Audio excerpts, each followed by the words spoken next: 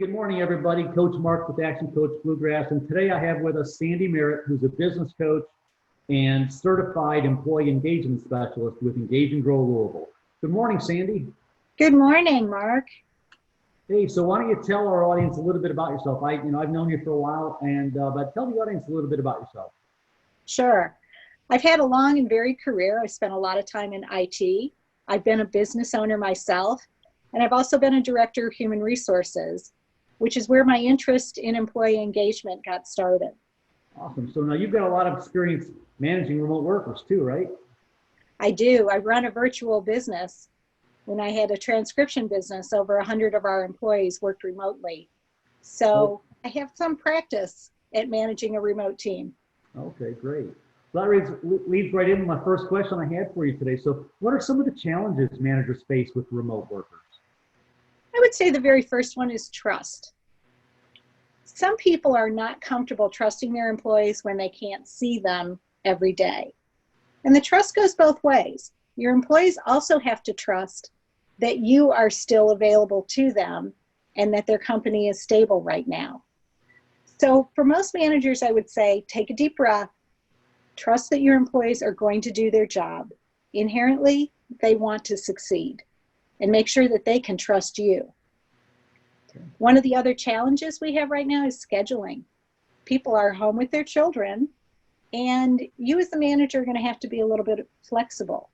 If they need to be helping children with schoolwork first thing in the morning, maybe they can shift those hours to another time of day. So be flexible with your scheduling, especially for these next couple of weeks as we settle into a new routine. And finally, one of the big challenges is employee motivation. People aren't sure what's going on in the world, so it's difficult for them to be focused. Your job is to make sure that every employee knows that what they do is very important, and it's important that they're the ones doing it. So make sure people feel valued. Okay. So what are some tips for overcoming these? Because these sound like pretty big deal. And I remember when I had a team in my corporate days, I had about 70 on my team, and it was about half were located in the same office space as me, and the rest were scattered around the world. And those were definitely some challenges. Back then, they didn't have a lot of training for us to do that. And to be honest, I was young and I was winging it. And it wasn't always very successful. So, you've obviously with your business, you mastered it. So what are some tips for getting through these? Well, there are a lot of people winging things right now. We don't have a user manual for a pandemic. So the most important thing for you is regular communication with your employees, especially when it comes to priorities and deadlines.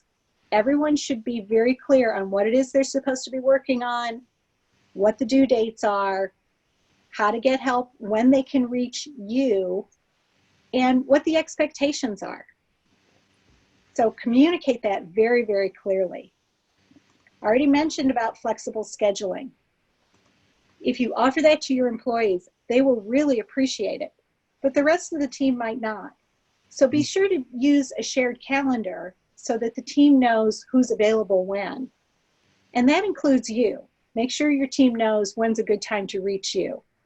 And finally, keep up the social interaction. This is probably the biggest challenge we have right now. People are feeling very, very isolated. So do some things to have fun. Start off the morning with a coffee club where people can just check in with each other. Just like you would walk into the break room, get your coffee, and ask everybody how their day was or what they did last night. You can do that same thing virtually.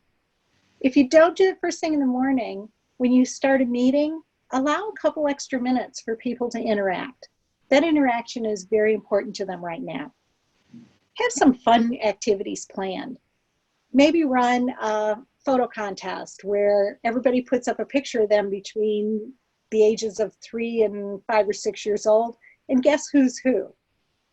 Just do something. I know it seems silly, but these are the small things that are going to really connect your team and tell them that you still care about them as a person, not just as somebody behind a computer screen. You mentioned with flexible scheduling that some employees might appreciate it more than others and some might appreciate it less than others. So how do you help the team feel okay with the fact that everybody's got a different situation now? We are more connected than ever. Our phones ding constantly. We hear our computers ding when an email hits. So everyone needs to be understanding that I will answer your email, I just may not do it instantaneously. And if everyone just takes a deep breath and is patient with each other, it really will work well. I would much rather receive a thoughtful answer to my email than a rushed email that doesn't quite answer my question. So everyone working together and understanding will go a long way. This really is a time for teamwork and trust and compassion. And that will help the communication piece quite a bit. How long, so when it comes to regular communication with remote employees, what's too often, too regular, and what's not regular enough? Are any kind of guidelines or thoughts on, how often should I be checking in with my team and my teammates? I would say you need to be checking in with them at least daily. Okay. Hourly might be a bit much, but a daily check-in gives you peace of mind and lets them know that you're there. It is also a way for you to head off problems. In a typical office, as I'd walk by the desk of my team, somebody might stop and say, "Hey, Sandy, I have a question," and I would be able to answer it then. That's not happening today. So a regularly scheduled check-in time will give your employee the opportunity to get their questions answered before things can snowball. So I would say at least daily, perhaps the team every couple of days. At a minimum, there should be a weekly team meeting.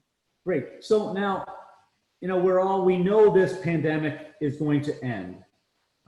We don't know when, we don't know exactly what end looks like or what that means, because there will likely be ongoing healthcare, health management things that we all have to practice for a while, because it's not like we're going to kill the virus. Right. But the crisis part's going to face. So how do you think things are going to change with regard to remote work when it's up? Are we all just going back to our offices and this will be just to be a chapter in our lives that we try to forget, or what do you think? What are you reading about that, learning about that? I will be very surprised if we all just run back into our offices. I was pretty surprised to see a survey that Gallup had done recently. We've all been at this for a few weeks now, and at first it seemed very strange. But 59% of the people polled who are currently working from home said they would like to continue the option to work from home. That is a pretty high number. So I think what we're going to see going forward is a hybrid. I think that we're going to see people in the office part-time and working remotely part-time. There are a significant number of people that prefer to work in the office, and that certainly needs to be an option. But now that we've figured out a lot of the stumbling blocks, especially with the technology, we're going to see a lot more workers remote. And I think people will be happier with that. That's an amazing number of people that would like to stay that way. That's great. So for those out there who are, have teams working remotely, that it's new to them, what are some ways you can help them? What are some things opportunities for them to figure out whether they're doing this right or not? Well, there are several things that they can be doing. They can be checking in with their employees just to get casual feedback. Another option is to do a survey. Engage and Grow offers a free employee engagement survey, and this just kind of tells you where your organization is at. Your employees may say one thing to you, but in an anonymous survey that's coming to me, they may be a little more honest. So the survey asks how they feel about their organization, how they feel about their job, how they feel about being supported. This is something, it's a less than 10-minute survey. We offer this free to our customers, and then I will do a 1-hour consultation with you to go over the results. It's a great way for you to know where your employees are at right now. And it's something that you could repeat a couple weeks into this if you feel like things are going in the wrong direction. Once you do the survey, if you decide to go with the full Engage and Grow program, that will form the basis of the content. Each Engage and Grow program is customized for each organization that does it. And it's a 12-week program for anywhere from 7 to 12 participants. So if you want more information about that, I'll be happy to provide it. But for today, I'd like to offer that free survey to any organization who has seen this great shift and wants to know if their employees truly are still connected to the organization. Okay. So what's the best way for people to contact you if they want it, so that they can take advantage of the engagement survey? You can go through our website, which is actioncoachbluegrass.com, and contact me through that. Or my email address is sandymerritt@actioncoach.com. And we'll be happy to put that up on the screen if that helps people. But this is something that I'm truly passionate on. I've seen the results of getting your employees engaged.